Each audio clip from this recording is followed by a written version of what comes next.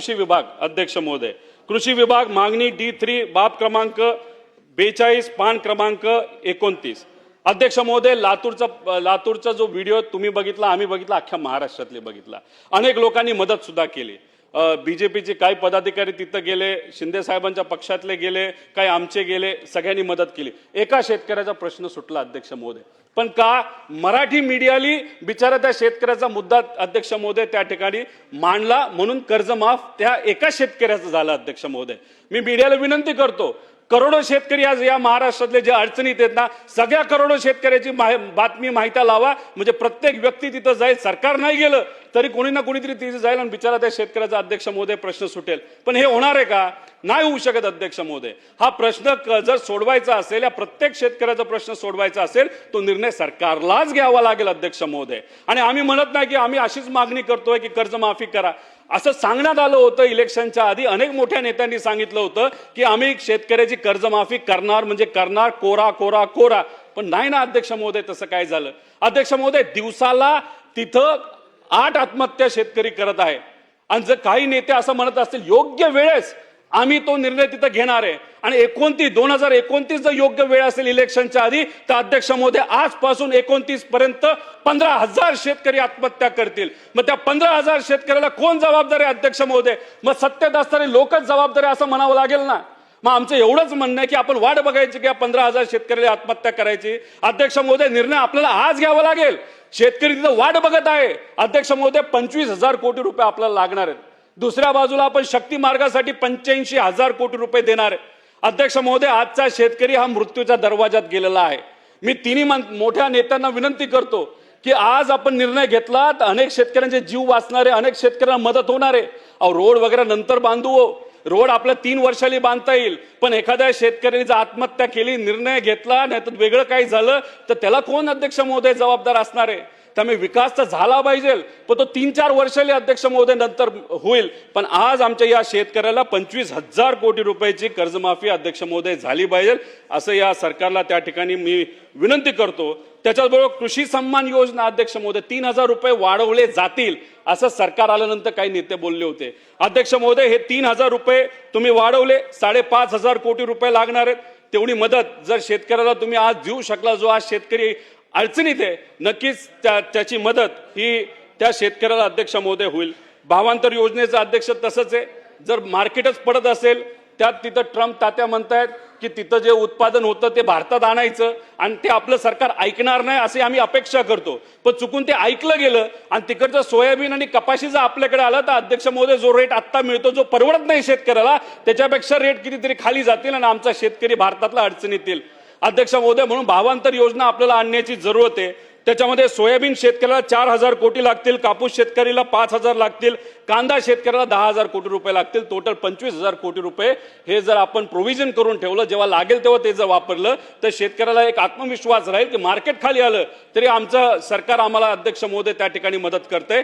म्हणून हे 25,000 कोटीचं प्रोव्हिजन या बजेटमध्ये या सरकारच्या माध्यमातून अध्यक्ष महोदय त्या ठिकाणी व्हावं।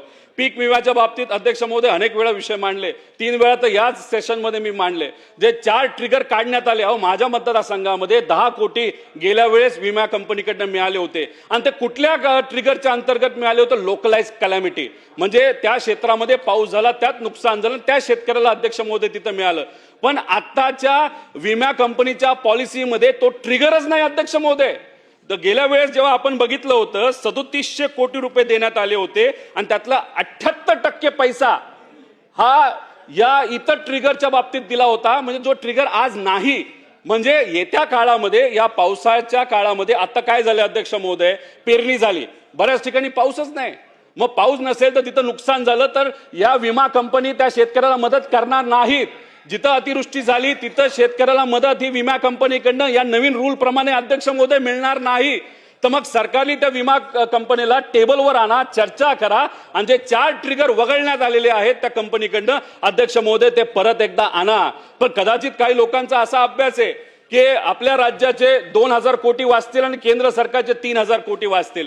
5,000 कोटी वाचवण्यासाठी या शेतकऱ्यांचं जर नुकसान आपण करणार असो, तर अध्यक्ष महोदय हे योग्य ठरणार नाही। त्यामुळे त्या बाबतीत लक्ष द्या।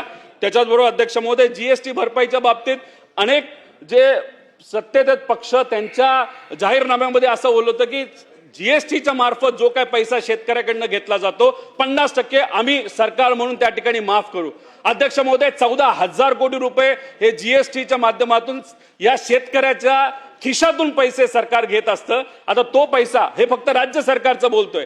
14,000 कोटी रुपये जर या सरकारकडे येत असते आणि तुम्ही शब्द दिला होता 50% आम्ही माफ करू, नाही तर परतावा शेतकऱ्याकडे देऊ, मग तुम्हाला 7,500 कोटी पर्यंत ही किंमत ही आमच्या शेतकऱ्याला अध्यक्ष महोदय त्या ठिकाणी द्यावी लागेल. अध्यक्ष महोदय, फक्त आमचं एवढंच म्हणणं आहे की हे जे धोरण केले जातात ते एसी मध्ये केले जातात, ते राबवावे तर लागतील. इलेक्शनच्या काळामध्ये आम्ही बोललो होतो, सत्तेत आल्यानंतर आम्हाला ते द्यावं लागलं असतं. आज हे लोकांच्या आशीर्वादाने सर्व सत्तेत आलेले आहेत. जो दिलेला शब्द तोच तर मात्र पूर्ण करायचा आहे. फक्त जास्त वेळ अध्यक्ष महोदय थांबून चालणार नाही, तर शेतकरी मोठ्या प्रमाणात अडचणीत त्या ठिकाणी येत आहे. त्यामुळे या सरकारला मी मनापासून विनंती करतो की लवकरात लवकर त्या ठिकाणी या बाबतीतले निर्णय घ्यावे, आमच्या शेतकऱ्याला त्या ठिकाणी तिथं मदत करावी. त्याच्याच बरोबर मी एवढंच इथं सांगतो, टीव्ही समोर आम्ही बोलतोय, अधिवेशनामध्ये अध्यक्ष महोदय आम्ही बोलतोय, पण आम्ही फक्त बोलतोच आहे. शेतकरी मात्र पावसात जाऊन तिथं आंदोलन करतोय, तिथं कुठेतरी विहिरीत उड्या मारतोय, रस्ते तिथं अडवतोय, शेतकरी रस्त्यावर उतरलाय. पण आमच्याकडं त्या ठिकाणी अध्यक्ष महोदय फक्त काय मिळतात ते शब्द मिळतात. आम्ही फक्त टीव्हीवर आणि अधिवेशनामध्ये मांडतोय. अध्यक्ष, हे चालणार नाही. नाहीतर टीव्हीवर बातमी आली तर आम्ही खुश झालो, विषय संपला. विरोधकांना सुद्धा एकत्रित येण्याची अध्यक्ष महोदय जरूरत आहे. सरकारला सुद्धा विनंती करतोय, मायबाप जनता तुमच्याकडे बघत आहे, तुमच्याकडे पूर्णपणे अधिकार आहेत. तर ते जे 85,000 कोटी रुपये त्या शक्ती मार्गाला देण्यापेक्षा या शेतकऱ्याला आज तुम्ही मदत केली, त्या शेतकऱ्याचा जीव वाचेल आणि अनेक शेतकऱ्यांना अध्यक्ष महोदय त्या ठिकाणी मदत होणार आहे.